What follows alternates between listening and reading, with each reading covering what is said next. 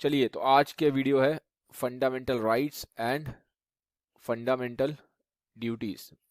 पहले स्टार्टिंग करते हैं फंडामेंटल राइट से। फंडामेंटल राइट क्या होते हैं? फंडामेंटल वो राइट हैं जो आपको मिलेंगे ही मिलेंगे, क्योंकि आप कंट्री में पैदा हुए हो, क्योंकि आप इंडिया के सिटीजन हो। अगर आप हमारी कंट्री के, अगर आप इंडिया में पैदा हुए हो तो दैट मीन्स आप इंडिया के सिटीजन हो। और अगर आप इंडिया के सिटीजन हो तो ये राइट्स आपको डिफॉल्ट मिल जाते हैं। ठीक है, ये राइट्स आपको बाय डिफॉल्ट मिल जाते हैं। अब ये राइट्स इंपॉर्टेंट क्यों है, क्या इनकी इंपॉर्टेंस है, सिग्निफिकेंस क्या है इनका, ये देखेंगे। इंपॉर्टेंस देखते हैं इनकी। तो पहली इंपॉर्टेंस क्या है, ये एक ह्यूमन पर्सनैलिटी की ऑल अराउंड डेवलपमेंट में हेल्प करते हैं। ठीक है, आपकी पूरी ऑल अराउंड एक ह्यूमन पर्सनैलिटी की जो डेवलपमेंट है उसमें हेल्प करते हैं। क्योंकि अगर आपको फंडामेंटल राइट नहीं दिए जाएंगे, जैसे कि एक फंडामेंटल राइट है फ्रीडम ऑफ एक्सप्रेशन, कि जो आप सोच रहे हो आप उसको एक्सप्रेस कर पाओ। तो अगर मैं आपसे फंडामेंटल राइट छीन लूं और आपको बोलूं कि आप कुछ एक्सप्रेस ही नहीं कर सकते, तो आपकी पर्सनैलिटी कैसे डेवलप होगी जब तक आप एक्सप्रेस नहीं कर पाएंगे। ठीक है, तो ये ह्यूमन पर्सनैलिटी की डेवलपमेंट में बहुत जरूरी है। दूसरा, ये इंसान की लाइफ को खुश रखते हैं। अगर आप एक्सप्रेस कर पा रहे हो, अगर आप बोल पा रहे हो, तो आप खुश रहोगे। ठीक है, फिर आपको इक्वालिटी मिलती है। इक्वालिटी किसकी चीज की मिलती है? स्टेटस की इक्वालिटी मिलती है, आपको अपॉर्चुनिटी मिलती है। अदरवाइज ऐसा हो जाएगा कि जो रिच लोग हैं वो तो, उनको तो सारी अपॉर्चुनिटीज मिलेंगी, जो पुअर लोग हैं उनको मिलेंगी नहीं। तो इसलिए हमारी गवर्नमेंट ने बहुत सोच समझ के फंडामेंटल राइट्स कॉन्स्टिट्यूशन में यहाँ पे रखे गए हैं, ताकि हर इंसान को, चाहे वो कोई भी स्टेटस हो, सबको इक्वल अपॉर्चुनिटीज मिले। ठीक है, फिर एक्सप्लॉइटेशन से बचाता है ये। जी हाँ, एक्सप्लॉइटेशन से बचाता है आपको। अदरवाइज क्या होगा, जो लोग ज्यादा पावरफुल हैं वो आपको एक्सप्लॉइट कर सकते हैं। अगर आपके पास उतनी पावर नहीं है, मान लीजिए कोई आपसे बहुत अमीर है या कोई बहुत ऊपर किसी गवर्नमेंट लेवल पे है, तो अगर आप लो लेवल पे हो तो वो आपको एक्सप्लॉइट करेगा। तो आपका एक्सप्लॉइटेशन ना हो, जो कि लो लेवल पे है, उसको एक्सप्लॉइटेशन ना हो, उन सबके प्रोटेक्शन के लिए, हर इंसान की प्रोटेक्शन के लिए यहाँ पे फंडामेंटल राइट्स डाले गए हैं। ठीक है, फिर ये क्या रखता है, ये एक चेक रखता है गवर्नमेंट पे। मान लीजिए कल को गवर्नमेंट कुछ भी करना स्टार्ट कर दे, गवर्नमेंट का मन करे कि सारी बिल्डिंगें तोड़ दो, गवर्नमेंट का मन करे कि सारे सिटीजन का पैसा अपने अकाउंट में डाल ले। ठीक है, तो गवर्नमेंट ऐसा नहीं कर सकती। तो ये फंडामेंटल राइट्स क्या करते हैं, गवर्नमेंट के एक्शंस को चेक करते हैं, ताकि गवर्नमेंट अपनी लिमिटेशंस और बाउंड्रीज में रहे। ठीक है, तो ओवरऑल अगर मैं बताऊं तो जो डेमोक्रेसी की सक्सेस के लिए, इंडिया में डेमोक्रेसी है, डेमोक्रेसी अगर हम सक्सेस चाहिए तो हमें फंडामेंटल राइट्स चाहिए ही चाहिए। अगर फंडामेंटल राइट्स नहीं होंगे तो जो डेमोक्रेसी है वो फेल हो जाएगी। ठीक है, अब कितने फंडामेंटल राइट्स हैं हमारे पास? इंडिया में 7 फंडामेंटल राइट हैं। ठीक है, पहला है राइट टू इक्वालिटी, जैसे कि सबको इक्वल वो मिला हुआ है। आप चाहो, आप हर एक इंसान इक्वल है हमारी कंट्री में, कोई ऊपर नीचे नहीं है। ठीक है, ये नहीं है कि किसी तरीके का भेदभाव नहीं किया जाएगा, किसी रिलीजन के बेस पे या किसी कास्ट के बेस पे या किसी कलर के बेस पे या किसी लोकेशन के बेस पे। ऐसा नहीं कि साउथ इंडियंस को अलग ट्रीट किया जाएगा, नॉर्थ इंडियंस को अलग ट्रीट किया जाएगा, नहीं। तो पहला है, हमें राइट टू इक्वालिटी मिला हुआ है, इक्वालिटी का हमें मिला हुआ है। दूसरा हमारा क्या है, राइट अगेंस्ट एक्सप्लॉइटेशन, जो मैंने आपको बता दिया कि कोई हमें एक्सप्लॉइट नहीं कर सकता। ठीक है, फिर हमें मिले हैं कल्चरल और एजुकेशनल राइट्स। कल्चरल और एजुकेशनल राइट्स क्या होते हैं, जैसे कि आपका कोई कल्चर है, जैसे आप किसी एक पर्टिकुलर स्टेट को बिलोंग करते हो, मान लीजिए आप नॉर्थ ईस्ट से आ रहे हो, तो नॉर्थ ईस्ट का अपना एक कल्चर है। ठीक है, या आप साउथ से आ रहे हो, साउथ का अपना एक कल्चर है। तो आप अपने कल्चर को इजीली प्रैक्टिस कर सकते हो, आप अपने कल्चर के बेसिस पे कोई कल्चर प्रोग्राम कर सकते हो, आप अपने कल्चर के लिए कुछ कल्चरल एजुकेशन इंस्टीट्यूट भी खोल सकते हो। ठीक है, कोई ऐसा इंस्टीट्यूट भी खोल सकते हो जिसमें आपके कल्चर को क्या करा, बढ़ावा दिया जाए। तो आपको पूरी फ्रीडम है कि आप अपने कल्चर को प्रैक्टिस कर सकते हो। ठीक है, ये है। फिर है इसके बाद राइट टू कॉन्स्टिट्यूशनल रेमेडीज। ये क्या है, ये सबसे इंपॉर्टेंट है। अगर आप मेरे से पूछोगे सारे फंडामेंटल राइट्स में ये बहुत बड़ा माना जाता है, right to constitutional remedies. Right to constitutional remedies क्या होता है कि मान लीजिए अगर आपका कोई भी फंडामेंटल राइट छिन जाए, कोई भी फंडामेंटल राइट छिन जाए, तो जाके आप हाई कोर्ट में या सुप्रीम कोर्ट में अपील कर सकते हो। हाई कोर्ट में या सुप्रीम कोर्ट में जाके आप लॉ जो जजेस होते हैं, जो कोर्ट ऑफ लॉ है, ठीक है, जो कोर्ट्स हैं, हाई कोर्ट, सुप्रीम कोर्ट, उसमें जाके आप अपील कर सकते हो अगर आपका फंडामेंटल राइट छीन लिया जाए। मान लीजिए आपसे कोई आपको एक्सप्लॉइट कर रहा है, या कोई आपको बोलता है कि आप इस एरिया में एंटर नहीं कर सकते। मान लीजिए पब्लिक एरिया है और वहां पे आपको एंटर करने से मना कर दे, क्योंकि मान लीजिए आपका स्किन का कलर ठीक नहीं लगा उसको, या आप किसी और कास्ट से हैं, या आप किसी और रिलीजन से हैं, और वो अगर पब्लिक प्लेस है, अगर वो पब्लिक प्लेस है, गवर्नमेंट ने ओन करी हुई है वो प्लेस, और अगर कोई आपको वहां जाने से मना कर रहा है, तो क्या हो रहा है, एक तरीके से आपका राइट टू इक्वालिटी छिन रहा है, आपके साथ एक्सप्लॉइटेशन हो रहा है। तो अब आप जाके हाई कोर्ट या सुप्रीम कोर्ट में उसके खिलाफ अपील कर सकते हो। ठीक है, उसके बाद आपका ये हो गया। फिर एक है राइट टू फ्रीडम। आपको फ्रीडम है, आप कहीं पे भी मूव कर सकते हो, किसी भी पब्लिक एरिया में, आप कंट्री में भी हमारे कहीं पे भी मूव कर सकते हो, किसी भी एरिया से किसी भी area, north Indian south India जा सकता है, साउथ इंडियन नॉर्थ इंडिया जा सकता है। तो ये हमारा राइट टू फ्रीडम है। फिर है हमारा right to freedom of religion. हम कोई भी रिलीजन फॉलो कर सकते हैं, जो हमें अच्छा लगता है, जो हमारा बिलीफ है, हम उसके हिसाब से रिलीजन फॉलो कर सकते हैं। फिर सबसे इंपॉर्टेंट चीज बताऊं, एक था राइट टू प्रॉपर्टी, जो सातवां था वो था राइट टू प्रॉपर्टी। तो पहले तो क्या था, ये फंडामेंटल राइट था, राइट टू प्रॉपर्टी, लेकिन 1978 में 1978 में 44th अमेंडमेंट हुआ। ठीक है, 44th अमेंडमेंट हुआ। 44th अमेंडमेंट का बात का मतलब क्या है, 44th टाइम कॉन्स्टिट्यूशन में चेंज हुआ, और जब 44th टाइम 1978 में चेंज हुआ तो राइट टू प्रॉपर्टी को फंडामेंटल राइट से हटा दिया गया। इसे क्या बना दिया गया, इसको लीगल राइट बना दिया गया। ठीक है, ये एक लीगल राइट बन गया। इसको क्या करा, इसको हटा दिया गया। ठीक है, अब फंडामेंटल राइट में और लीगल राइट में फर्क क्या होता है, थोड़ा सा ये भी समझाता हूँ। लीगल राइट को क्या होता है, लीगल राइट को गवर्नमेंट किसी भी तरीके से एक ऑर्डिनरी लॉ के थ्रू चेंज कर सकती है। अगर कोई लीगल राइट है तो उसको गवर्नमेंट ऑर्डिनरी लॉ के थ्रू चेंज कर सकती है, बट फंडामेंटल राइट को गवर्नमेंट ऑर्डिनरी लॉ के थ्रू चेंज नहीं कर सकती। फंडामेंटल राइट को ऑर्डिनरी लॉ के थ्रू चेंज नहीं किया जा सकता, लीगल राइट को ऑर्डिनरी लॉ के थ्रू चेंज करा जा सकता है। तो एक तरीके से जो राइट टू प्रॉपर्टी वाला फंडामेंटल राइट है, ये डिग्रेड हुआ, ये डिग्रेड होके एक फंडामेंटल राइट की जगह ये बन गया लीगल राइट। ठीक है, तो ये हमारा right to property fundamental right से 1978 में हट गया। इसकी जगह एक और फंडामेंटल राइट आ गया, वो है राइट टू एजुकेशन। क्या है, राइट टू एजुकेशन। इसमें क्या है, राइट टू एजुकेशन में 6 साल से लेके 14 साल तक के बच्चे गवर्नमेंट स्कूल में फ्री पढ़ाई करेंगे। 6 साल से लेके 14 साल तक के बच्चे गवर्नमेंट के स्कूल में फ्री में पढ़ाई करेंगे। ये कब हुआ, 2002 में, 2002 में हुआ, ये 2002 में हुआ, और 86th अमेंडमेंट था। ये आपसे पूछ सकते हैं, बहुत इंपॉर्टेंट है ये आपसे पूछा जा सकता है कि कौन सा राइट ऐसा था जिसको हटा के फंडामेंटल राइट से लीगल राइट बनाया गया, तो उसका आंसर है राइट टू प्रॉपर्टी। ऐसा कौन सा राइट था जिसको 2002 में फंडामेंटल राइट बना, ऐसा कौन सा फंडामेंटल राइट था जो 2002 में बनाया गया, तो उसका आंसर आएगा right to education. 86th amendment act था। ये भी पूछ सकते हैं कौन सा अमेंडमेंट एक्ट था, तो आएगा 86th अमेंडमेंट एक्ट था। ठीक है, समझ में आ गया आपको। तो ये मैंने आपको एक ओवरव्यू दिया है। अब थोड़ा सा हम इनके डेप्थ में चलेंगे कि कैसे कैसे इनको एक एक करके पढ़ेंगे। पहला रखते हैं राइट टू इक्वालिटी। ठीक है, राइट टू इक्वालिटी आर्टिकल 14 से 18 में है। देखो एक चीज बता दूं, जो हमारा पूरा कॉन्स्टिट्यूशन है, जो कॉन्स्टिट्यूशन एक पूरी किताब है जो हमारी, ये डिवाइडेड है शेड्यूल्स में और आर्टिकल्स में। कैसे डिवाइडेड है ये, शेड्यूल्स में और आर्टिकल्स में डिवाइड है। समझ गए, शेड्यूल्स बड़े पार्ट हैं, आर्टिकल्स छोटे पार्ट हैं। मान लीजिए शेड्यूल्स क्या है कि ये पूरी बड़ी किताब है हमारी कॉन्स्टिट्यूशन की, शेड्यूल्स ये समझ लीजिए ऐसे है। मैं एग्जांपल के लिए समझा रहा हूं आपको, समझाने के लिए कि मान लीजिए ऐसे ये शेड्यूल्स हैं। आर्टिकल क्या है, ये आर्टिकल है, मान लो ऐसे। शेड्यूल्स के अंदर क्या है, आर्टिकल है। तो पूरा अगर आप समझोगे हमारा कॉन्स्टिट्यूशन शेड्यूल्स और आर्टिकल्स में डिवाइडेड है।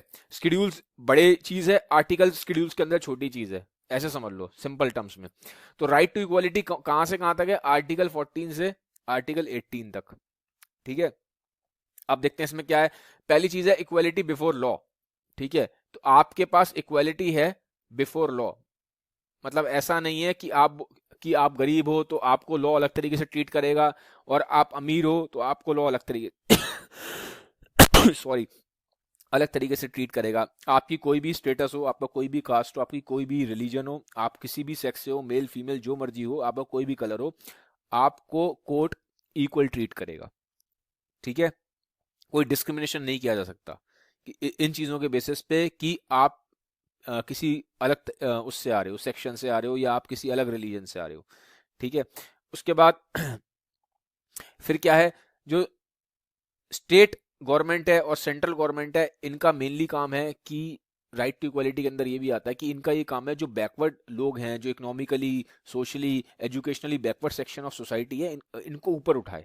ठीक है, तो इनको ऊपर उठाने का काम भी इसी के अंदर, एक आर्टिकल के अंदर आता है। ठीक है, और फिर कोई भी किसी भी तरीके की अनटचेबिलिटी प्रैक्टिस नहीं की जा सकती। ठीक है, आप किसी को ये नहीं कह सकते कि आप लोअर कास्ट के हो। तो पहले जमाने में बहुत ऐसा हुआ है, जो लोअर कास्ट के जब लोग होते थे, तो जो अपर कास्ट के लोग थे, वो अगर उनको लोअर कास्ट के लोग अपर कास्ट के लोगों को छू दें, तो अपर कास्ट के लोग कहते थे अरे कुछ खराब हो गया, पाप हो गया। ठीक है, तो फिर वो जाके नहाएंगे, इस तरह के अलग अलग तरीके के रिचुअल्स करेंगे फालतू के। तो ये सब क्या था, ये पागलपन था, ये एक गलत चीजें थी। तो ये चीजें हट गई, ये चीजें हट गई, तो अनटचेबिलिटी हट गया, जो कि हटना बहुत जरूरी था। ये एक ही बेवकूफी की प्रथा थी, इसको हटाना जरूरी था, जो कि हटाई गई, जो बहुत अच्छी बात है। तो आज की डेट में क्या है, अनटचेबिलिटी क्या है, हमारी कंट्री में प्रैक्टिस नहीं कर सकते। आप किसी को ये नहीं बोल सकते कि मैं हाई कास्ट का हूं और तू लो कास्ट का है, तो तू मुझे टच नहीं कर सकता। दिस इज एब्सोल्युटली एब्सोल्युटली एक शिट चीज है, इसको खत्म होना जरूरी था और ये खत्म हो चुकी है। ठीक है, तो ये भी इसी के अंदर आया है। फिर कोई भी टाइटल यूज नहीं किया जाएगा। टाइटल मतलब पहले क्या है ना, लोग अपने नाम के आगे लगा देते थे, खान बहादुर, सरदार बहादुर, राय साहब। तो ये जो बड़े बड़े टाइटल्स हैं, ये सब हट गए, कि नवाब हूं मैं, ये हूं वो हूं। ठीक है, तो इस तरह के लोग बहुत टाइटल लगाते थे, अपने आप को बहुत सुपीरियर दिखाने की कोशिश करते थे। ये टाइटल्स अब आप नहीं लगा सकते, कोई भी इंडिया में टाइटल इस तरीके का यूज नहीं कर सकता। सिर्फ आप एजुकेशन के बेस पे टाइटल यूज कर सकते हो, जैसे आपने कोई पीएचडी की है तो आप डॉक्टर बन गए, या मेडिकल फील्ड में हो तो आप डॉक्टर बन गए। आप एजुकेशन वाले जो आपने अर्न किए हैं वो आप लगा सकते हो, अदरवाइज कोई नहीं लगाएगा। आप बाय बर्थ नहीं लगा सकते कि मैं नवाब का बच्चा हूं तो अपने आगे नवाब लगा लिया। ठीक है, या मैं ये हूं या मैं वो हूं, इस तरीके से आप यूज नहीं कर सकते। तो ये चीजें क्या है, ये हट गई हैं इंडिया से, टाइटल वाला काम हट गया। तो ये था, मैंने आपको राइट टू इक्वलिटी समझा दिया। अब देख लीजिए राइट टू फ्रीडम में क्या है। वैसे तो ये देखिए, अगर आप देखेंगे नाम से ही समझ में आ जाते हैं ये, इसमें कोई बहुत ज्यादा रॉकेट साइंस नहीं है, नाम से ही समझ में आ रहा है कि क्या होगा। ठीक है, ये है आर्टिकल 19 से आर्टिकल 22 तक इसके अंदर। ठीक है, तो पहला क्या है, right to freedom of speech and expression, कि भाई आपका जो मन कर रहा है आप उसको बोल सकते हो, उसको एक्सप्रेस कर सकते हो। बट इसका मतलब ये नहीं है कि आप दूसरों को गालियां देना स्टार्ट कर दो, आप दूसरों को अब्यूज करना स्टार्ट कर दो, आप दूसरों को उल्टा सीधा कहना स्टार्ट कर दो। ठीक है, तो वो नहीं कर सकते आप। बट हाँ, आप फ्री हो, जो आपका ओपिनियन है आप अपने ओपिनियन को रख सकते हो। ठीक है, फिर है राइट टू असेंबल पीसफुली। ठीक है, आप मान लीजिए कहीं पे भी 10-12 लोग या जो भी है, आप असेंबल हो सकते हो। आप चाहो तो किसी चीज को लेकर प्रोटेस्ट भी कर सकते हो विदाउट आर्म्स। ठीक है, लेकिन ये नहीं कि आप गन लेके पहुंच गए या आप डंडे लेके पहुंच गए, वो नहीं, पीसफुली। ठीक है, आपको कोई वायलेंस नहीं करना। आप ज्यादातर देखो, आप रैलीज जो होती हैं इंडिया में, जब जैसा कुछ ऐसा हो जाए जहां पे जो इंडिया के सिटीजन्स हैं वो इस चीज को लाइक नहीं कर रहे हैं, तो वो पीसफुली प्रोटेस्ट कर सकते हैं, पीसफुली हम लोग प्रोटेस्ट कर सकते हैं। लेकिन हम आर्म्स कैरी नहीं कर सकते, हम कोई वायलेंस नहीं फैला सकते। ठीक है, और हम एसोसिएशन बना सकते हैं, हमारे अंदर हमको राइट मिला है, राइट टू फॉर्म एसोसिएशंस या यूनियन। मान लीजिए अगर आपका कोई कॉज है, ठीक है, आपको लगता है कि मेरे एरिया में बहुत ज़्यादा गंदगी हो रही है, तो आपने एक यूनियन बना ली हाइजीन के लिए। ठीक है, कि आपको उस एरिया की गंदगी को साफ करना है, आप चाहते हो कि सफाई हो, तो आपने एक यूनियन बना ली। तो ये आप कर सकते हो, किसी एक कॉज के लिए हमारे यहाँ राइट है कि हम एसोसिएशन या यूनियंस बना सकते हैं। राइट टू फ्री मूवमेंट है, हम फिर इसके बाद क्या है, जैसे मैंने बताया, राइट टू फ्री मूवमेंट में क्या है, आप कहीं पे भी मूव कर सकते हो इंडिया में, पब्लिक प्लेसेस में। ठीक है, मान लीजिए पब्लिक पार्क है, पब्लिक पार्क में आप मूव कर सकते हो। आप किसी भी जो भी पब्लिक कोई बिल्डिंग है, पब्लिक बिल्डिंग में आप जा सकते हो। प्राइवेट में नहीं जा सकते, अगर किसी ने प्राइवेटली ओन की है वहां नहीं जा सकते, वहां परमिशन चाहिए। बट अगर पब्लिक जगह है तो वहां पे आप जा सकते हो, वहां पे आपको रोक नहीं सकता, राइट टू फ्री मूवमेंट है आपका। ठीक है, बट अगर एक बात ये भी ध्यान रखिए, अगर वहां पे लॉ के थ्रू कुछ रिस्ट्रिक्शंस लगा रखे हैं, मान लीजिए कोई एरिया है, पब्लिक पब्लिक एरिया है, ठीक है, वहां पे अगर लग रहा है पुलिस को या किसी आपकी गवर्नमेंट को कि यहाँ पे कुछ अलग तरीके से यहाँ कुछ प्रॉब्लम्स हो सकती हैं, ठीक है, कुछ यहाँ पे बम रखा हुआ है या उन्हें लग रहा है कि यहाँ पे कुछ इलीगल एक्टिविटी हो सकती है, कुछ टेररिस्ट एक्टिविटी हो सकती है, तो वहाँ पे मान लीजिए अभी फिलहाल के लिए उन्होंने बंद कर दिया उस एरिया को, तो आप जाके नहीं कह सकते कि पब्लिक एरिया में जाऊंगा अंदर, नहीं। अभी फिलहाल के लिए अगर स्टेट ने रिस्ट्रिक्शंस लगा रखे हैं, गवर्नमेंट ने रिस्ट्रिक्शंस लगा रखे हैं, तो फिर वो सबके लिए हैं, तो उस टाइम आपको मानना पड़ेगा। ठीक है, तो यहाँ पे हर जगह आप दिखाई देगा थोड़ा सा इसमें एक क्लॉज भी है। ठीक है, ये एब्सोल्यूट नहीं है, ये जो राइट्स मिले आपको एब्सोल्यूट नहीं है, वहां पे कंडीशन के हिसाब से रिस्ट्रिक्शंस आ सकते हैं।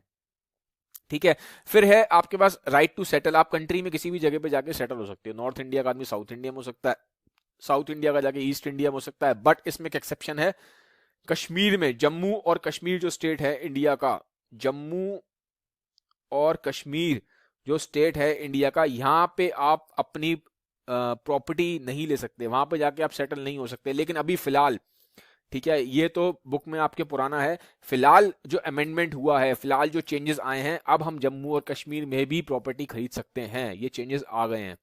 ठीक है, ये चेंजेस आ गए हैं, लेकिन पहले था कि आप जम्मू कश्मीर में प्रॉपर्टी नहीं ले सकते थे, बट अभी चेंजेस आ चुके हैं, अब आप ले सकते हो। ठीक है, फिर आपके पास राइट है, आप कोई भी प्रोफेशन चाहे आप प्रैक्टिस कर सकते हो, प्रोवाइडेड आपने उस चीज़ की पढ़ाई करी है पूरी। ऐसा नहीं कि आप बोलोगे मैं डॉक्टर मेडिकल प्रोफेशन करना स्टार्ट कर दूं, आप डॉक्टरी की प्रैक्टिस ऐसे नहीं कर सकते जब तक आप डॉक्टर नहीं हो। तो अगर आपने पढ़ाई पूरी करी है तो आप उसको डेफिनेटली कर सकते हो। तो मतलब पूरा आपको फ्रीडम है कि आप कोई भी प्रोफेशन प्रैक्टिस कर सकते हो, प्रोवाइडेड आपने उस चीज़ की पूरी पढ़ाई करी हो। ठीक है, फिर जैसा कि मैंने बोला, एक चीज हमेशा याद रखना, ये जितने भी हमें राइट्स दिए गए हैं इन पे लिमिटेशंस है। लिमिटेशंस मतलब कैसे है, ये एब्सोल्यूट नहीं है, कहीं कहीं पे इनमें रिस्ट्रिक्शंस लगाए जा सकते हैं। ठीक है, ऐसा अगर उन्हें लग रहा है, क्या कहते हैं, गवर्नमेंट को लग रहा है, और अगर लग रहा है कि किसी तरीके से कंट्री का ऑर्डर बिगड़ रहा है, कुछ प्रॉब्लम्स हो रही हैं, तो वहां पे आपका ये राइट पे रिस्ट्रिक्शन लगा दिया जाएगा। जैसे कि आपको मान लो फ्रीडम ऑफ स्पीच है, और आप स्पीच इस तरह से दे रहे हो जिससे आप लोगों को भड़का रहे हो ताकि लोग जाके लड़ें आपस में, तो फिर क्या होगा, ये गलत है, फिर आपका ये फंडामेंटल राइट आप पे रिस्ट्रिक्शन लग जाएगा, गवर्नमेंट आपको उठा के जेल में भी डाल सकती है। ठीक है, तो एब्सोल्यूट नहीं है, लिमिटेशंस हैं। अब अच्छा मान लीजिए कुछ फंडामेंटल राइट्स आपको दिए गए हैं, तब जब आपको मान लीजिए पुलिस पकड़ लेती है, ठीक है, तो protection against arrest and detention. ठीक है, डिटेंशन वही है कि पुलिस ने पकड़ लिया और आपको जेल में डाल दिया है। ठीक है, तो आपको इसमें भी कुछ राइट्स मिले गए हैं, यहाँ पे भी प्रोटेक्शन है। ठीक है, तो प्रोटेक्शन क्या है, इसमें कुछ पॉइंट्स में, पहला ये है कि अगर आपको पुलिस ने पकड़ लिया तो अब पुलिस का काम है कि 24 घंटे के अंदर पुलिस आपको एक मजिस्ट्रेट के सामने पेश करेगी। मजिस्ट्रेट मतलब एक जज है, तो जज के सामने 24 घंटे के अंदर, कि आपको पकड़ लिया गया है, 24 घंटे के अंदर पुलिस का काम है कि आपको एक जज के सामने पेश किया जाएगा, और जज फर्दर डिसाइड करेगा कि आपको जेल में रखना है या नहीं रखना है। ठीक है, और अगर आपको पुलिस ने पकड़ा है तो आपके पास पूरा राइट है, आप अपने आप को डिफेंड कर सकते हो, आप कोई भी लॉयर हायर कर सकते हो। ठीक है, आप लॉयर को हायर कर सकते हो। उसके बाद पुलिस ने जिस भी वजह से आपको पकड़ा है, तो आपके पास राइट है, आप जान सकते हो पुलिस से कि पुलिस कि मुझे क्यों पकड़ा गया है, उसका रीजन पुलिस को बताना पड़ेगा, क्योंकि वो आपका एक राइट है। ठीक है, और किसी भी इंसान को हम एक ही पनिशमेंट के लिए एक बार से ज्यादा नहीं पकड़ सकते। मान लीजिए आपने चोरी करी है, आपको 1 महीने की सजा हो गई, तो अब अगले महीने ऐसा नहीं कि पुलिस दोबारा आ जाएगी, चलो तुमने वो सजा, तुमने चोरी की थी, दोबारा पकड़ लेगी, तुमने अब आपने 1 महीने की सजा काट ली है, तो आपका फिर खत्म हो गया, तो एक ही चीज के लिए बार बार आपको पनिशमेंट नहीं मिलेगी। ठीक है, और फिर पुलिस आपको कंपेल नहीं कर सकती कि आप अपने ही अगेंस्ट गवाही दो। ठीक है, आपको कंपेल नहीं किया जा सकता कि आप अपने ही खिलाफ गवाही देना शुरू कर दो, तो ये भी एक यहाँ पे, ठीक है, कंपेल नहीं किया जा सकता आपको कि आप अपने ही विटनेस बन जाओ, अपने ही अगेंस्ट विटनेस बन जाओ कि हाँ मैंने किया है, मैंने अपराध किया है, नहीं किया है। ठीक है, तो इस तरीके से आपको कंपेल नहीं किया जा सकता कि आप अपने ही अगेंस्ट विटनेस बनो। फिर ये, अच्छा ये एक चीज और है, इसमें एक स्पेशल प्रोविजन, ये इंपॉर्टेंट है, ये आ सकता है, प्रिवेंटिव डिटेंशन। इसमें क्या होता है, इसमें क्या होता है, अगर आपने अपराध नहीं किया है, लेकिन अगर पुलिस को लग रहा है कि ये आदमी अपराध कर सकता है, ये आदमी दंगे कर सकता है, ठीक है, ये आदमी कुछ प्रॉब्लम कर सकता है, तो पुलिस सिर्फ शक के बेसिस पे, आपको डिटेन कर सकती है। इसको बोलते हैं प्रिवेंशन डिटेंशन। अभी आपने, या मतलब जो भी कहने का मतलब है, जो भी इंसान है उसने अभी कोई गुनाह किया नहीं है, उसने अभी कोई क्राइम किया नहीं है, लेकिन सिर्फ कि वो आगे जाके क्राइम ना कर दे। पुलिस को सिर्फ शक है कि आगे जाके प्रॉब्लम क्रिएट कर सकता है, ये आगे जाके कुछ बहुत बड़ा दंगा कर सकता है, आगे जाके बम फोड़ सकता है, सिर्फ शक के बेसिस पे भी पुलिस उसे पकड़ सकती है। इसे बोलते हैं प्रिवेंशन डिटेंशन। लेकिन 3 महीने से ज्यादा नहीं पकड़ा जा सकता, ठीक है, 3 महीने से ज्यादा नहीं पकड़ा जा सकता। 3 महीने तक पुलिस पकड़ सकती है सिर्फ शक के बुनियाद पे, लेकिन 3 महीने से ज्यादा नहीं पकड़ सकते। और ये जो 3 महीने तक जब पकड़ सकती है तो जरूरी नहीं है, और इसमें कोर्ट ऑफ ट्रायल, ठीक है, मतलब बिना आपको कोर्ट ले जाए, बिना आपको जज के सामने ले जाए, जज के सामने जब लेके जाते हैं तो उसको बोलते हैं ट्रायल। आपका ट्रायल हो रहा है कि आपको वहां पे कटघरे में खड़ा कर दिया, जैसे मूवीज में दिखाते हैं ना, खड़े रहते हैं जज के सामने। तो बिना कोर्ट ऑफ ट्रायल के, इस चीज को कोर्ट ऑफ ट्रायल बोलते हैं, तो बिना कोर्ट ऑफ ट्रायल के आपको 3 महीने के लिए पुलिस अंदर रख सकती है। इसे बोलते हैं प्रिवेंशन डिटेंशन। 3 महीने से ज्यादा नहीं रख सकती, ठीक है। ये सब शक के बेसिस पे हो रहा है, प्रिवेंशन डिटेंशन। ये ध्यान रखना, अभी कुछ जुर्म नहीं किया है उसने, इंसान ने। फिर है राइट अगेंस्ट एक्सप्लॉइटेशन, एक और फंडामेंटल राइट यहाँ पे, राइट अगेंस्ट एक्सप्लॉइटेशन। ये किसके अंडर आता है? आपका आर्टिकल 23 और 24, ठीक है। इसमें क्या है, एक्सप्लॉइटेशन किसके, ठीक है, जैसे कि आपको कोई जबरदस्ती काम करवा रहा है, आपसे कोई कह रहा है कि जाके भीख मांगो, ठीक है, या फिर ट्रैफिकिंग बहुत होती है, वुमेन को इधर उधर खरीद के बेचा जाता है काम करवाने के लिए, प्रोस्टिट्यूशन करवाने के लिए, बच्चों के साथ इस तरह के काम करवाए जाते हैं, ठीक है, बच्चों को ज़बरदस्ती खरीद के बेचा जाता है, उनसे फोर्स लेबर करवाई जाती है, तो अलग अलग तरीके से उनसे काम करवाए जाते हैं, उनको अनजस्टिफाइड कम पेमेंट दिया जाता है, काम बहुत करवाते हैं, पेमेंट देते नहीं है, ठीक है। तो और हमारी कंट्री में ये भी लॉ है, 14 साल से कम के बच्चों को आप 14 साल से कम के बच्चों को आप नौकरी नहीं दे करवा सकते किसी भी फैक्ट्री के अंदर, या किसी भी ऐसी जगह माइंस के अंदर, जो जमीन के अंदर माइंस होती हैं वहां पे, या ऐसी जगह जहां पे क्या है उनकी जान को खतरा है। तो 14 साल से कम के बच्चों को आप किसी भी तरीके से फैक्ट्री में, माइंस में, ऐसी जगह काम नहीं दे सकते, उनसे काम नहीं करवा सकते जहाँ पे उनकी जान को खतरा है। 14 साल से कम के बच्चे को तो देखिए एजुकेशन की जरूरत है, उसे काम करने की जरूरत नहीं है, पहले उसको अपना पूरा फोकस एजुकेशन पे ही करना चाहिए, अपने आप को पढ़ाने में लगाना चाहिए, ताकि वो आगे जाके लाइफ में ग्रो करे। तो ये बहुत अच्छा फंडामेंटल राइट है, राइट अगेंस्ट एक्सप्लॉइटेशन।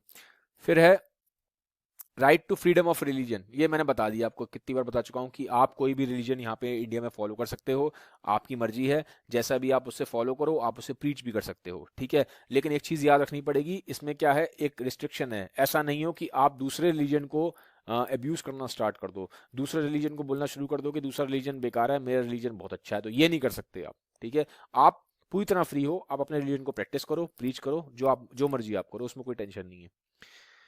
फिर है कल्चरल एंड एजुकेशनल राइट। ये मैंने आपको स्टार्टिंग में ही समझा दिया है। इसमें अगर आपका कोई भी कल्चर है, आप किसी भी कल्चरल बैकग्राउंड के हो, नॉर्थ साउथ ईस्ट वेस्ट कहीं से भी हो, तो आप अपने कल्चर को, अपनी लैंग्वेज को, या जो भी आपकी स्क्रिप्ट है, जो भी किताब है आपके कल्चर की, ठीक है, आप उसको प्रिजर्व कर सकते हो। और आप अपने कल्चर के हिसाब से कोई एजुकेशनल इंस्टीट्यूट भी खोल सकते हो, जिसमें आपके कल्चर के बारे में पढ़ाया जा रहा है, जिसमें आपके एरिया की हिस्ट्री के बारे में पढ़ाया जा रहा है, जिसमें आपके एरिया के जो अच्छे लोग थे हिस्ट्री में उनके बारे में पढ़ाया जा रहा है, ठीक है। तो वो सब चीज़ें आप कर सकते हो, उसमें कोई प्रॉब्लम नहीं है।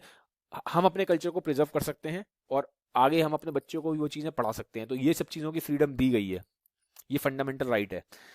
फिर है राइट टू कॉन्स्टिट्यूशनल रेमेडीज। ये सबसे इंपॉर्टेंट राइट है, सबसे इंपॉर्टेंट। अगर आप जो बी आर अम्बेडकर थे, ठीक है, बी आर अम्बेडकर जो हमारे एक तरीके से कॉन्स्टिट्यूशन के वो हैं मेन, जिन्होंने कॉन्स्टिट्यूशन जिन्होंने फाउंड किया है, तो जो बी आर अम्बेडकर थे, उनका ये कहना था, डॉक्टर बी आर अम्बेडकर का, कि अगर ये राइट नहीं है, constitutional right to constitutional remedies, ये वाला अगर नहीं मिलता है, कॉन्स्टिट्यूशनल रेमेडीज, अगर ये वाला राइट नहीं होगा, तो सारे फंडामेंटल राइट्स क्या हैं, बेकार हो जाते हैं। किसी भी फंडामेंटल राइट्स का, हमें टोटल 7 फंडामेंटल राइट मिले हुए हैं, ठीक है, जिसमें से एक तो ये है। तो अगर ये वाला में फंडामेंटल राइट ना मिले, राइट टू कॉन्स्टिट्यूशनल रेमेडीज, तो बाकी जो 6 फंडामेंटल राइट्स हैं उनकी कोई वैल्यू नहीं है, उनकी कोई पूछ नहीं है। सबसे इंपॉर्टेंट यही है। क्यों है?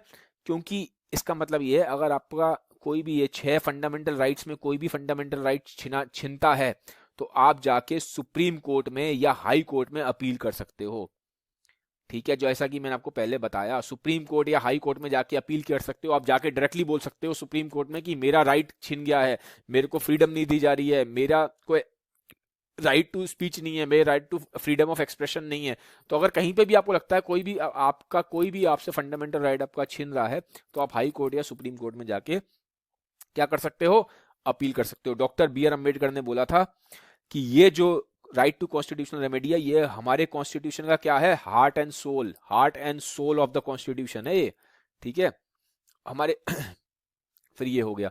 फिर राइट टू एजुकेशन, जो मैंने आपको बता दिया। राइट टू एजुकेशन में क्या है, 6 से 14 साल के जो बच्चे हैं उनको पढ़ाई गवर्नमेंट क्या कराएगी, गवर्नमेंट स्कूल्स में 6 से 14 साल तक के बच्चों की पढ़ाई क्या है, फ्री है। 6 से 14 साल तक के बच्चों की क्या है, पढ़ाई फ्री है ये। अब आता है रिट। रिट क्या है, रिट ये है कि अगर आपका, मैंने बोला ना कॉन्स्टिट्यूशन कोई भी फंडामेंटल राइट छिन गया तो क्या करता है सुप्रीम कोर्ट या हाई कोर्ट, एक रिट लिख देता है, एक रिट जारी करता है, रिट करके जारी करा जाता है। तो हम रिट्स के बारे में पढ़ेंगे, ठीक है। पहला रिट है हेबियस कॉर्पस। हेबियस कॉर्पस में क्या है, ठीक है, कि अगर आपकी बॉडी, किसी ने मान लीजिए आपकी बॉडी को पुलिस ने कैप्चर कर लिया, या आपकी बॉडी को किन्हीं 15-20 लोगों ने कैप्चर कर लिया, ठीक है, अनलॉफुली कर लिया, ठीक है, किसी भी इंसान की बॉडी को, मानो डेड बॉडी है, डेड बॉडी को ही रख लिया 10-12 लोगों ने और आपको दे नहीं रहे, ठीक है, तो इस केस में हेबियस कॉर्पस जारी कर देगा सुप्रीम कोर्ट या हाई कोर्ट, और जो भी वो हैं उनको बॉडी आप देनी पड़ेगी वापस, चाहे आपकी बॉडी पुलिस रखे, चाहे आपकी बॉडी 10-12 ग्रुप का लोग रखे, कहीं पे भी अगर आपकी बॉडी है, ठीक है, कहीं पे भी किसी मतलब इंसान की डेड बॉडी है और कोई रख लेता है, 15-20 लोग रख लेते हैं, कहते हैं हम नहीं दे रहे डेड बॉडी, तो उस डेड बॉडी का जो वो है फैमिली वाले हैं, वो जाके, उनका ये अधिकार है, फंडामेंटल राइट है, वो जाके कोर्ट ऑफ लॉ में लड़ सकते हैं कि ये हमारे फैमिली के मेंबर की डेड बॉडी नहीं दे रहे। तो इस केस में हेबियस कॉर्पस जारी किया जाता है, रिट। फिर क्या होता है, तो यहाँ पे इसका लिंक बॉडी से है कि बॉडी ऑफ इंडिविजुअल की बॉडी मिलेगी। फिर है आपका मेंडामस, ठीक है। मेंडामस क्या है, इसमें यह है कि अगर मान लीजिए डिस्ट्रिक्ट कोर्ट है, ठीक है, अगर कोई भी लो लेवल का कोर्ट काम ठीक से नहीं कर रहा, तो जो ऊपर वाला कोर्ट है, सुप्रीम कोर्ट या हाई कोर्ट, वो लिख के देगा कि भाई आप ठीक से काम करो, आप ठीक से काम नहीं कर रहे, ठीक है। जैसे सबसे ऊपर क्या है इंडिया में, सुप्रीम कोर्ट, उसके नीचे क्या है, हाई कोर्ट, फिर क्या होता है डिस्ट्रिक्ट कोर्ट। मान लीजिए डिस्ट्रिक्ट कोर्ट ठीक से काम नहीं करे, अगर लग रहा है कि गड़बड़ हो रही है, डिस्ट्रिक्ट कोर्ट ठीक से काम नहीं कर रहा और आपके साथ कुछ अन्याय हो रहा है, तो आप जाके हाई कोर्ट या सुप्रीम कोर्ट में अपील करोगे, तो ये वाली रिट जारी की जाएगी, मेंडाबस। तो इसको बोला जाएगा डिस्ट्रिक्ट कोर्ट को कि तुम ठीक से काम करो, ठीक है। फिर एक होता है प्रोहिबिशन। प्रोहिबिशन में क्या होता है इस केस में क्या है, हाई कोर्ट बोल सकता है या सुपीरियर कोर्ट, जो भी सुपीरियर कोर्ट है, हाई कोर्ट है, सुप्रीम कोर्ट है, वो नीचे वाले कोर्ट को बोल सकता है कि तुम क्या करो, ठीक है, तुम क्या करो, अपनी जो केस तुम्हारे पास आया है इसमें अपनी जो प्रोसीडिंग्स हैं उनको रोक दो। क्योंकि कहीं ना कहीं जो डिस्ट्रिक्ट कोर्ट है या जो नीचे वाला कोर्ट है, वो कुछ गलत डिसीजन ले रहा होगा, और आपको लग रहा है कि ये डिस्ट्रिक्ट कोर्ट मेरा डिसीजन सही नहीं ले रहा। मान लीजिए आपके साथ कुछ खराब हो गया, किसी ने कोई बहुत बड़ी प्रॉब्लम हो गई और आप जाके डिस्ट्रिक्ट कोर्ट में फाइट कर रहे हो, और आपको लग रहा है ये डिस्ट्रिक्ट कोर्ट कोई गड़बड़ कर रहा है, तो आप जाके, जैसे आपने आगे हाई कोर्ट में फाइल कर दिया, तो हाई कोर्ट नीचे वाले डिस्ट्रिक्ट कोर्ट को बोलेगा कि आप अपनी प्रोसीडिंग्स को रोक दो, ये प्रोसीडिंग्स रोक दी जाए, ठीक है। तो ये है प्रोहिबिशन। तो सुप्रीम कोर्ट या हाई कोर्ट ये यही कर सकते हैं। सिर्फ एक बात ध्यान रखना, ये जितने भी रिट्स हैं ना, ये सुप्रीम कोर्ट या हाई कोर्ट ही जारी करते हैं, डिस्ट्रिक्ट कोर्ट जारी नहीं कर सकता कभी भी। सुप्रीम कोर्ट और हाई कोर्ट जो सुपीरियर कोर्ट्स हैं यही जारी करेंगे, ठीक है। नीचे वाले कोर्ट्स के लिए, जो नीचे यहाँ पे जो कोर्ट्स होते हैं, डिस्ट्रिक्ट कोर्ट है, और भी ग्राम पंचायत भी होता है, और भी चीजें हैं, आप आगे डिटेल में देखेंगे।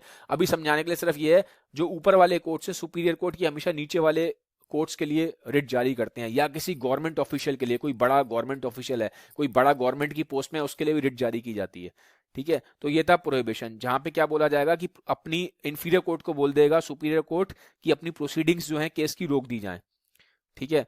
फिर आता है एक क्राइटोरेरी। इस केस में क्या है, जो भी डिसीजन लिया गया छोटे वाले कोर्ट का, मान लो जो डिस्ट्रिक्ट कोर्ट ने डिसीजन ले लिया कुछ, तो ऊपर वाला जो हाई कोर्ट है, जो सुपीरियर कोर्ट है, वो बोल देगा कि अपना जो तुम्हारा डिसीजन है वो बेकार है, नल एंड वॉइड है, ठीक है। तो ऊपर वाला जो कोर्ट है वो नीचे वाले कोर्ट का जो डिसीजन है उसको नल एंड वॉइड डिक्लेयर कर देगा, ठीक है, कि ये तुम्हारा जो वो है, ये डिसीजन क्या है, ये हटा दो, ये किसी काम का नहीं है, नल एंड वॉइड हो गया। ठीक है, उसके बाद आता है क्वियो वारंटो। ये नाम बड़े थोड़े से टिपिकल से हैं। ठीक है, इसमें क्या है, इस केस में क्या है, जैसे कि आप लग रहा है कि कोई बहुत पब्लिक पोजीशन है, कोई गवर्नमेंट ऑफिशियल है, ठीक है, और जो गवर्नमेंट ऑफिशियल की पोजीशन पे और आपको लग रहा है कि किसी ये गलत तरीके से पहुंच गया है, मतलब इसने एग्जाम दिए नहीं है या कोई चीटिंग के थ्रू ये वहां पहुंच गया, बिना एग्जाम दिए कुछ ब्राइबरी देके या कुछ रिश्वत देके या कुछ ही गलत तरीके से ये उस पोजीशन पे पहुंच गया है, तो उस केस में जो सुप्रीम कोर्ट है, हाई कोर्ट है, ये बोल सकता है उस गवर्नमेंट ऑफिशियल को कि आप अपना प्रूफ करो कि आपको ये कैसे मिला है, आप इस पोजीशन में पहुंचे कैसे हो, दिखाओ, प्रूफ करो। ठीक है, तो इसको बोलते हैं क्यूओ वारंटो। जब आप, जो कोर्ट बोलेगा पब्लिक सर्वेंट को, जो कि गवर्नमेंट ऑफिशियल को है, कि आप अपनी लीगैलिटी दिखाओ कि आप कैसे पब्लिक ऑफिस होल्ड कर रहे हो। ठीक है, it is the legality of holding the public office. मतलब ये है कि जो मैंने बताया ना कि जो भी उस टाइम गवर्नमेंट सर्वेंट है, जो उस पोजीशन पे है, उसको सुप्रीम कोर्ट या हाई कोर्ट बोलेगा कि तुम प्रूफ करो कि तुम इस पोजीशन में पहुंचे कैसे हो, कैसे पहुंचे हो, तुम प्रमोशन करके पहुंचे हो या एग्जाम क्लियर करके पहुंचे हो, क्या कैसे पहुंचे हो, तुम्हारी लीगैलिटी क्या है जो तुम पब्लिक इस पोजीशन पे होल्ड कर रहे हो। ठीक है, तो ये है क्यूओ वारंटो। अब आता है हमारा फंडामेंटल ड्यूटीज। फंडामेंटल क्या आती है हमारी ड्यूटीज। फंडामेंटल ड्यूटीज देखो क्या है, फंडामेंटल ड्यूटी हमारी 11 ड्यूटी है, 11 फंडामेंटल ड्यूटी है। फंडामेंटल ड्यूटी हम क्या करते हैं, देखो फंडामेंटल राइट्स कंट्री ने हमें दी हैं, कॉन्स्टिट्यूशन हमें देता है, फंडामेंटल राइट्स कॉन्स्टिट्यूशन ने हमें दी हैं। फंडामेंटल ड्यूटीज है जो हमारा कर्तव्य है, जो हमारा फर्ज है हमारे कंट्री के लिए, हमें भी तो कुछ करना है। फंडामेंटल राइट्स का मतलब है जो हमारा फर्ज है, जो हमारा कर्तव्य है कि हम अपनी कंट्री के लिए क्या करेंगे, वो फंडामेंटल ड्यूटी है जो हमें करनी करनी है। ठीक है, जैसे कि मैं पढ़ के, पहला है आपका यहाँ पे कि आपको अपने नेशनल फ्लैग की और नेशनल एंथम की रिस्पेक्ट करनी चाहिए। नेशनल फ्लैग और नेशनल एंथम की रिस्पेक्ट करनी चाहिए, ये क्या है, फंडामेंटल ड्यूटी है। उसके बाद क्या है, जितने भी लोग हैं जिन्होंने नेशनल स्ट्रगल में, फ्रीडम में अपनी जान दी है, या जिनसे भी हमें इंस्पिरेशन लेनी चाहिए, हमें उनकी रिस्पेक्ट करनी चाहिए। ठीक है, उनके आइडल्स को फॉलो करना चाहिए। फिर है एक, हमें कंट्री की इंटीग्रिटी बनाकर रखनी चाहिए, यूनिटी और इंटीग्रिटी बनाकर रखनी चाहिए, और कभी कंट्री को जरूरत पड़ जाए हमारी, तो हमें वहां पे होना चाहिए। कंट्री को अगर डिफेंस, मान लीजिए पाकिस्तान अटैक कर रहा है और गवर्नमेंट कह रही है कि भाई आ जाओ, तुम्हें जरूरत है, हमें जरूरत है आर्मी में लोगों की, तो हमारी ड्यूटी है हम जाके उस टाइम कंट्री को अपनी अपना डिफेंस प्रोवाइड करें। ठीक है, हम अपनी सर्विस प्रोवाइड करें। फिर क्या है, एक और फंडामेंटल ड्यूटी की हमें ब्रदरहुड बना के रखना चाहिए। ब्रदरहुड हमें बना के रखना चाहिए, ऐसा नहीं है कि हम लड़ाई कर रहे हैं, हम आपस में यूनिटी नहीं है, तो हमें हमेशा कॉमन एक हमारे अंदर एक यूनिटी इन डाइवर्सिटी होनी चाहिए, हमारे अंदर ब्रदरहुड होना चाहिए। ठीक है, फिर जो हमारा रिच रिच हेरिटेज है उसको हमें प्रिजर्व करना चाहिए। जैसे कोई आपने कहा हिस्टोरिकल मॉन्यूमेंट्स हैं, तो लोग जाके उनको खराब कर देते हैं, उस पर लिखना शुरू कर देते हैं, उसको डैमेज करते हैं, तो वो सब हमें नहीं करना चाहिए। ठीक है, हम अपने हेरिटेज को प्रिजर्व करना चाहिए। इंडिया का जो कल्चर है, मैं आपको बता दूं, इंडिया का कल्चर वर्ल्ड में सबसे सबसे one of the richest culture of the world है, तो हमें कोशिश करनी चाहिए अपने कल्चर को प्रिजर्व करने की। फिर क्या है, जो हमारा नेचुरल एनवायरनमेंट है, जैसे फॉरेस्ट हैं, लेक्स हैं, रिवर हैं, वाइल्ड लाइफ है, इसको भी हमें क्या करना चाहिए, प्रिजर्व करना चाहिए। फिर हमें साइंटिफिक टेम्पर डेवलप करना चाहिए, मतलब हमें अपनी जो आउटलुक है लाइफ की तरफ, उससे क्या करना चाहिए, हमारा जो आउटलुक है लाइफ की तरफ वो क्या हो, साइंटिफिक हो। हम कोशिश करें कि हम लॉजिकल सोचें। ठीक है, फिर हमें पब्लिक प्रॉपर्टी को क्या करना चाहिए, उसको प्रिजर्व करना चाहिए, पब्लिक प्रॉपर्टी को हमें डैमेज नहीं करना चाहिए। फिर हमें कोशिश करनी है कि हम जिस भी फील्ड में काम करें, हम अच्छे से काम करें ताकि कंट्री हमारा ग्रो करे। ठीक है, फिर ये पेरेंट्स की भी ड्यूटी है कि वो देखें कि जो उनके चिल्ड्रन है उनको पढ़ाई प्रॉपर मिले, एटलीस्ट 14 साल तक तो मिले ही मिले, उनको गवर्नमेंट स्कूल भेजें। ठीक है, और उनको, ताकि उनको एनफ अपॉर्चुनिटीज मिल सके लाइफ में आगे बढ़ने की, एटलीस्ट एजुकेशन के केस में तो पूरा ध्यान दिया जाए पेरेंट्स की तरफ से। फिर बात आती है एवोल्यूशन की। मैंने आपको 11 ड्यूटीज बता दी हैं, डिटेल में आपकी बुक में लिखी है, आप पढ़ लीजिए, मैंने सिर्फ आपको एक ओवरव्यू दिया है। अब एवोल्यूशन क्या, इन ड्यूटीज का जब एवोल्यूशन करते हैं, देखो ये ड्यूटीज आपसे एक्सपेक्ट की जाती हैं, लेकिन ऐसा नहीं है कि अगर आप ये नहीं करोगे तो पुलिस आपको पकड़ के ले जाएगी। ठीक है, तो आपसे एक्सपेक्ट की जाती हैं, लेकिन ऐसा नहीं है कि आप नहीं करोगे तो आपको कहीं पुलिस जाके बंद कर देगी, जेल में डाल देगी, ये चीज नहीं है। ठीक है, फिर थोड़ा सा यहाँ पे ये भी आता है, जब इवैल्यूएशन होता है ड्यूटीज का, तो ये बोलते हैं कि जो ड्यूटीज हैं इसको बहुत ढंग से डिफाइन नहीं किया गया। जैसे इसमें एक वर्ड यूज किया गया है फंडामेंटल ड्यूटीज में, साइंटिफिक टेम्पर, ह्यूमनिज्म। अब ये जो वर्ड्स हैं साइंटिफिक टेम्पर और ह्यूमनिज्म, ये लोग अपने हिसाब से इंटरप्रेट कर लेते हैं। तो यहाँ पे एक थोड़ा सा यहाँ पे एक तरीके से फंडामेंटल ड्यूटीज को जब इवेल्युएट कर रहे हैं एक्सपर्ट्स, तो बोल रहे हैं कि क्लियरली वर्डेड नहीं है, मतलब प्रॉपरली डिफाइंड नहीं है। कुछ वर्ड्स ऐसे यूज करे गए हैं जिसके बहुत सारे मीनिंग हो सकते हैं, ठीक है, उनका इंटरप्रिटेशन अलग हो सकता है। ह्यूमनिज्म का कुछ इंटरप्रिटेशन हो सकता है, साइंटिफिक टेम्पर का कुछ इंटरप्रिटेशन हो सकता है। तो क्लियरली नहीं लिखा गया एग्जैक्टली क्या मीनिंग है, ठीक है। फिर ये बोला जाता है कि कोई अगर आप फॉलो नहीं कर रहे हो फंडामेंटल ड्यूटी, तो कोई इसका कोई वो नहीं है, कोई आपसे एनफोर्स नहीं करवा सकता। और जब कोई एनफोर्स नहीं कराएगा तो ज्यादातर लोग क्या होते हैं, करते ही नहीं है। जैसे कि आप नेशनल फ्लैग है या नेशनल एंथम है, तो अगर आप नेशनल फ्लैग या नेशनल एंथम को रिस्पेक्ट पे नहीं कर रहे, तो ऐसा नहीं पुलिस आपको पकड़ के ले जाएगी।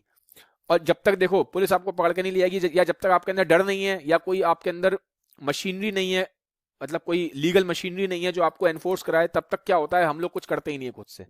जब तक हमें लगता नहीं ना पनिशमेंट मिले, हम सीरियसली उस चीज को लेते नहीं है। तो यहाँ पे ये इसका एवोल्यूशन है। बट एवोल्यूशन तो मैंने कर दिया, इसका मतलब ये नहीं है कि फंडामेंटल ड्यूटीज की कोई वो नहीं है, इंपॉर्टेंस नहीं है, ये बहुत इंपॉर्टेंट है, ठीक है। ये आपको पहली इंपॉर्टेंस क्या है, आपको फंडामेंटल राइट्स दिए हैं कंट्री ने, कॉन्स्टिट्यूशन ने, तो आपका भी तो फर्ज है कुछ ड्यूटीज आप बनाकर रखो। भले ही आपको लॉ कुछ कहेगा नहीं, लेकिन आपकी अंदर से भी तो कुछ होनी चाहिए कि मैं इस कंट्री का सिटीजन हूं, मुझे फंडामेंटल राइट्स मिले हैं, मैं भी तो कंट्री के लिए कुछ करूं, ठीक है। देखो हर चीज एक प्राइस के साथ आती है, तो आपको जब फंडामेंटल राइट दिया गया है तो उसका प्राइस क्या है, उसका प्राइस फंडामेंटल ड्यूटी है। तो आप ड्यूटी अपनी निभाओ, ठीक है, एक तरीके से। और ये फंडामेंटल राइट्स को बैलेंस करते हैं, ठीक है, ये एक दूसरे को बैलेंस करते हैं, ये एक दूसरे को बैलेंस करते हैं, एक पर्सपेक्टिव देते हैं, ठीक है। फिर ये डाला गया है फंडामेंटल राइट ताकि कंट्री के लोग क्या बने, पेट्रियोटिक बने, देश की देशभक्ति में लगे। अदरवाइज क्या होगा, नेशनल एंथम हो रहा है, नेशनल फ्लैग की कोई रिस्पेक्ट नहीं है आपके अंदर, कोई ब्रदरहुड नहीं है, कुछ नहीं है, तो क्या होगा, इससे कंट्री में देशभक्ति नहीं आएगी। देशभक्ति तब आएगी जब आप नेशनल एंथम की, नेशनल फ्लैग की, बिल्डिंग्स की, पब्लिक प्रॉपर्टीज की क्या करोगे, बहुत ज्यादा रिस्पेक्ट करोगे, ठीक है। उसके बाद क्या है, इससे ये हमें फाइनली डाला गया है, फंडामेंटल ड्यूटी क्यों डाली गई है, ताकि कंट्री में जो हमारा लैंड है उसमें हार्मनी रहे, ठीक है, क्या रहे, उसमें हार्मनी रहे, लोग भाईचारे के साथ रहें, ठीक है, और हमारा कंट्री क्या हो, स्ट्रेंथन हो, आगे बढ़े, जितना जितना बढ़ सकता है वो आगे बढ़े, ठीक है, स्ट्रेंथन हो। थोड़ा सा मैं आपको बताता हूँ इंडिया के कल्चर के बारे में, अगर आप जानना चाहते हो तो एक मूवी है, आप देख लेना, बहुत जबरदस्त मूवी है, मैं बोलूंगा उसको, पूरब और पश्चिम, ठीक है। तो जो लोग इंडिया के कल्चर को ठीक से नहीं समझते हैं, इसका अगर मैं बोलूं इंग्लिश में मतलब बनेगा ईस्ट एंड वेस्ट, ठीक है। तो ये मूवी थी, बहुत पुरानी मूवी है, बहुत अच्छी मूवी है, पूरब और पश्चिम। इसमें गाना था बहुत फेमस, जहाँ पे एक वेस्टर्न, मतलब वहाँ पे पूछा जाता है हीरो से, हीरो इंडिया का होता है कि इंडिया ने क्या दिया, तो गाना गाता है, बहुत सही जीरो दिया मेरे भारत ने, ठीक है। तो बहुत बहुत ही जबरदस्त गाना है वो, आप गाना सुनिएगा। इस मूवी के हीरो थे मनोज कुमार, जो कि बहुत ही जबरदस्त देशभक्त हैं, देशभक्ति की बहुत अच्छी मूवीज करी हैं। तो ये मूवीज जब आपके पास फ्री टाइम हो जरूर देखिएगा, पूरब और पश्चिम। अगर मूवी नहीं देख सकते तो गाना जरूर देख लेना, जीरो दिया मेरे भारत ने, ठीक है, बहुत जबरदस्त है, आपको सच में मालूम पड़ेगा कि कल्चर क्या है इंडिया का। तो गाइस ये था मेरा आज का वीडियो। मैं बोलूंगा अगर वीडियो आपको अच्छा लगा है तो इस वीडियो को शेयर करना सबके साथ ना भूलें। Have a nice day, bye bye, take care.